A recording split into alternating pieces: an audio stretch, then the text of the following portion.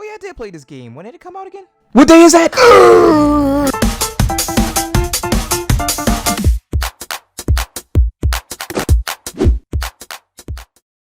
Alright, listen, I'm not a big RPG guy, even though one of my most favorite games is an RPG, but it's actually a JRPG. Fuck you. The issue with some RPGs is the constant sitting down mindlessly doing tasks just to get a number up, which is not a trend exclusive to RPGs. Persona 5 makes it fun. Grinding is still mashing a button, you're just now doing more involved things that prevent mashing. For example, I want you to be monkey. Now I have to talk to this fellow for a large amount of time throughout the game, so we become best friends, and I get to see the monkey. No matter how much you level up, you cannot get that monkey without doing external things.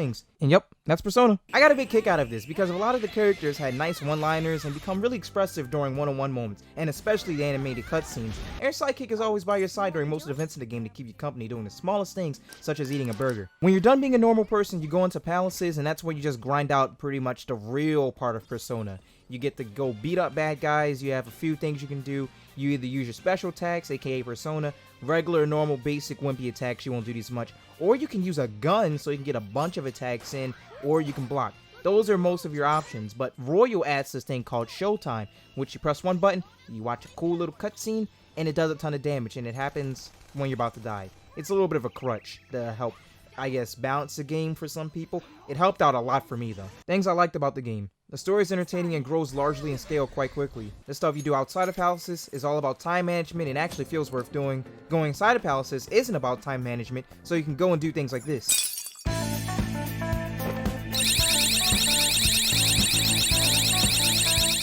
I just completed the palace on the very first day I got in it. Navigating the palaces are fun and requires a little bit of brain power to solve the puzzles in them, and you can date the girls. What I don't like about the game, you can date the girls. I don't know, man. It's cool that you can find interest in the characters and express that in the game, but I felt like a greasy man picking a romantic option with Makoto. Now, you don't have to pick those options, but it suited my preferred playstyle. Next thing I don't like about the game is this boss fight specifically. It has a timer on it, which isn't good because this is an RPG, which also isn't good because my menu management has to look like this.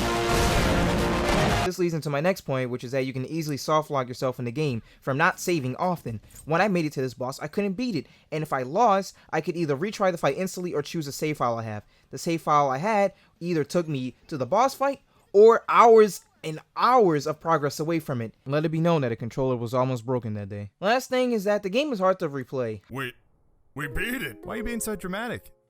I don't know, it just felt like that took a really long time. Wanna play through again? I bought Royale for the extra story, but it turns out you have to talk to these very wonderful people a bunch of times if you want to get it.